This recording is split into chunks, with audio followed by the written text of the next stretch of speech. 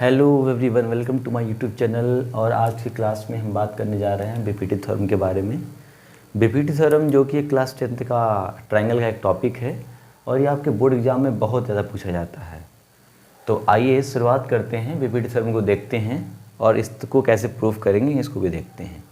देखिए स्टेटमेंट में लिखा हुआ है, if the line drawn parallel to one side of a triangle to intersect the other two sides in distinct point then the other two sides are divided into same ratio. कहने का मतलब क्या है समझिए। एक ट्रायंगल बनाते हैं, देखिएगा दिस इज अ ट्रायंगल। इन्होंने जो स्टेटमेंट कहा उसी को जरा हम एक्सप्लेन कर रहे हैं। A, suppose this is A, B and C. अब हमने क्या किया, यहाँ से एक लाइन ड्रॉ किया। इन्होंने कहा है, देखिए यहाँ से, a sides of a triangle to intersect the other two sides. एक ट्रायंगल हमने क्या किया, एक लाइन हमने ड्रॉ किया जो कि किसी दो साइड को इंटरसेक्ट कर रही है, डिस्टिंक्ट पॉइंट पर इंटरसेक्ट कर रही है। सपोज इसको लिया लेट से डी और ये दे दिया ई। ये अलग अलग पॉइंट पर इंटरसेक्ट कर रही है, तो हमको ये दिखाना है कि इनका जो रेशियो होगा वो इक्वल होता है। ठीक है ना। एक चीज़ और ध्यान रखिएगा, यहाँ पर आपने ये बोला गया है कि if the line drawn parallel to one side, किसी एक साइड के पैरेलल खींची जाए और वो बाकी अदर दो साइड्स को डिस्टिंक्ट पॉइंट पे इंटरसेक्ट करे, तो हमें ये शो करना है कि इन दोनों का जो रेशियो है वो इक्वल है। कहने का मतलब है कि यहाँ हमें ये प्रूफ करना है कि A D upon D V is equal to A E upon E C. ठीक है, आइए देखते हैं। तो पहले देखिए गिवन क्या क्या है। गिवन हम ये कह सकते हैं D E, in this figure D E parallel to B C. और थोड़ा कंस्ट्रक्शन कर लिया जाए। अच्छा, इसमें आप देख पा रहे होंगे कि लाइन डी ई इंटरसेक्ट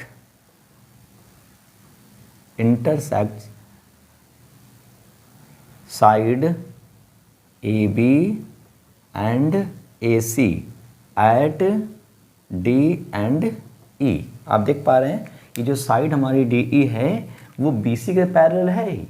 इसके साथ साथ यही line D E side A B और ए सी को डी और ई पर इंटरसेक्ट कर रही है। ठीक है, तो ये इतनी चीज़ें गिवन है। देन आफ्टर हमें क्या प्रूफ करना है वो लिखते हैं। ध्यान रखिएगा, जब आपके एग्जाम में क्वेश्चन आएगा तो आपको पहले गिवन लिखना होगा। आप साइड में डायग्राम ड्रॉ करेंगे, गिवन के बाद आपको क्या करना है, प्रूफ क्या करना है वो लिखिए। इसको मैं हटा रहा हूँ स्टेटमेंट को। अब हमें क्या प्रूफ करना है इसको देखिए। ये होता है बीपीटी थ्योरम, इसको बोलते हैं बेसिक परपेंडिकुलर थ्योरम। देखिए देन आफ्टर क्या हो जाएगा, यहाँ से अब हम लिखेंगे टू प्रूव। इसमें क्या लिखेंगे, हमें दिखाना है कि A D upon D B लिखिए या बी डी लिखिए, बात वही है, equals to A E upon E C. ये हमें प्रूफ करना है। अब थोड़ा कुछ कंस्ट्रक्शन कर लेते हैं। इसमें कंस्ट्रक्शन हमने ये किया, कंस्ट्रक्शन में क्या करते हैं हम, तो देखिए अब हमने क्या किया, सी को डी से, पहले यहाँ से साइड ए डी दिख रही है, सॉरी ए ई पर हमने क्या किया, पॉइंट डी से एक परपेंडिकुलर ड्रॉ कर दिया और साइड ए डी पर पॉइंट ई से एक परपेंडिकुलर ड्रॉ किया। ये इसका नाम दे दिया लेट से एम और ये एन। हमने डी को सी से मिला दिया और बी को ई से मैच करा दिया। ठीक है, सो लिख, जो भी कंस्ट्रक्शन आप करेंगे उसको लिखना होगा। ठीक है, तो क्या करेंगे, join line D C and B E and आप लिखेंगे ई एम परपेंडिकुलर। इसका ये सिंबल होता है परपेंडिकुलर का, परपेंडिकुलर। देखिए ई एम किस पे परपेंडिकुलर है, तो E M perpendicular A D पर, तो A D and A E, sorry D N perpendicular on A E. Okay, ये इतनी चीज़ें जो है कंस्ट्रक्शन करनी थी, हमने कर दी। अब आइए ज़रा सा इसको प्रूफ करते हैं। तो हमने गिवन लिख दिया, टू प्रूफ लिख दिया, कंस्ट्रक्शन लिख दिया। अब हम करेंगे प्रूफ ना। आइए प्रूफ करते हैं। तो प्रूफ के लिए हमें क्या करना है, देखिए प्रूफ के लिए हम क्या करेंगे यहाँ से। तो ये हमारा था बी, इसको बी बना लेते हैं। आइए देखते हैं, ज़रा समझिएगा। एक छोटा ट्रायंगल दिख रहा है, एक ट्रायंगल है ए डी ई। अगर यहाँ पे हम देखें तो इसको दो तरह से ट्रायंगल के एरिया निकाल सकते हैं। इन ट्रायंगल, पहले हेड डाल देंगे प्रूफ। इन ट्रायंगल देखिए, एक साइड, एक बार हम आएंगे ए डी ई से, इस साइड से। इन ट्रायंगल ए डी ई, तो आप देख पा रहे हैं ट्रायंगल इधर से अगर हम आएंगे तो ये परपेंडिकुलर है क्या, ए डी ई से हम चलते हैं तो ए डी पर क्या परपेंडिकुलर है, एम ई या ई एम परपेंडिकुलर है। तो हमें पता है कि ट्रायंगल का एरिया क्या होता है, तो area of triangle equals to 1/2 base into height. तो यहाँ देख पाएंगे अगर मैं निकालूँ area of triangle A D E, so we will write 1/2 into base कितना है ए डी, और हाइट कितना है बच्चा, यहाँ से हाइट आपका हो जाएगा ई एम या M E, equation number 1। Similarly अगर मैं वही काम यहाँ से करूँ, इधर से चलूँ 1 ए ई डी, देखिए एक बार हमने इधर से चला ए डी ई, तो इस पर परपेंडिकुलर क्या मिला, ई एम। अगर मैं इधर से चलता हूँ ए ई डी, या सेम वही चीज़ लेता हूँ, तो ट्रायंगल तो सेम है लेकिन दोनों साइड से एरिया भी तो सेम मिलेगा, और इधर से परपेंडिकुलर ये मिल रहा है। तो हम लिखेंगे अगली बार यहाँ से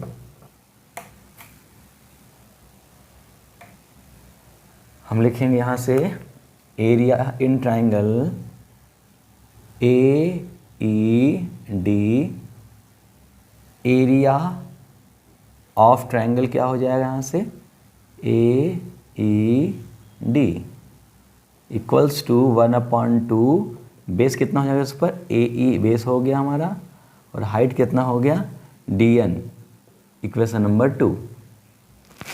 सिमिलरली आप देख पा रहे होंगे दो ट्रायंगल हमारे और हैं जो सेम बेस पे काम कर रहे हैं। एक ट्रायंगल हमारा है बी डी ई, दूसरा है आपका सी डी ई। और ये देख पा रहे हैं बी डी ई और सी डी ई जो है सेम पैरेलल में बने हुए हैं, क्योंकि यहाँ डी ई पैरेलल है बी सी के, और साथ में आप देख पा रहे हो उन दोनों का बेस सेम है। ट्रायंगल बी डी ई और सी डी ई दोनों देखेंगे तो दोनों का सेम बेस हमारा डी ई है। और आपको पता है, आपने 9th में पढ़ा होगा कि अगर कोई भी ट्रायंगल सेम बेस और सेम पैरेलल में बनता है तो एरिया सेम हो जाता है। तो अच्छा, अगली बार हम देखते हैं यहाँ से क्या लिखेंगे। Again in triangle B D E, तो यहाँ से एरिया क्या मिलेगा बच्चा, area of triangle B D E equals to कितना हो जाएगा, यहाँ से देखिए वही चीज़ लगाएंगे 1/2 बेस इंटू हाइट। तो बेस कितना हो जाएगा, देखिए यहाँ से ये हमारा बेस बनेगा ये पोर्शन, और हाइट कितना हो जाएगा यहाँ से, तो बी डी इंटू में हाइट हमारा वही होगा जो ई एम ई पर था, तो एम ई या ई एम लिख दीजिए, E M, equation number 3। Similarly आप लिखेंगे,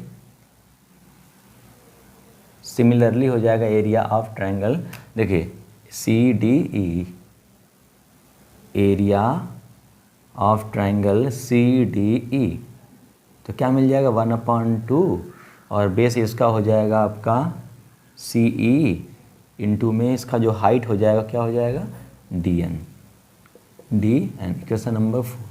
अब आप देख पा रहे हैं इक्वेशन 1 ये है, 2 ये, 3 ये, 4 ये। इक्वेशन 1 को 3 से डिवाइड करिए और इक्वेशन 2 को 4 से डिवाइड कर दीजिए। इससे क्या मिलेगा, जब आप 1 को 3 से डिवाइड करेंगे तो देखिए 1 अपर राइट लेफ्ट साइड में क्या है, area of triangle B D E upon A D E, 1/2 से 1/2 कट जाएगा। यहाँ देखिए ई एम से ई एम कट जाएगा, B D upon A D बचेगा। सिमिलरली जब सेकंड को 4 से डिवाइड करेंगे तो आपका 1/2 से 1/2 कैंसिल, डी एन से डी एन कैंसिल, ए ई अपॉन सी मिलेगा। देन जब डिवाइड करेंगे तो हम आगे लिखेंगे, हम लिख लेते हैं आगे, इसको मैं अरेंज कर देता हूँ। अच्छा ठीक है, अब मैं ट्रायंगल को अरेंज करता हूँ, मैं यहाँ लिख रहा हूँ थोड़ा छोटा सा, आप इसको ध्यान रखेंगे, देखिएगा। लिखेंगे फ्रॉम इक्वेशन 1 and 3 और साथ में क्या लिखेंगे 1 and 3, तो क्या हो जाएगा 1 और 3 को डिवाइड करिए तो आप लिखेंगे area of triangle ADE upon, इसका लेफ्ट हैंड क्या है, एरिया ऑफ ट्राइंगल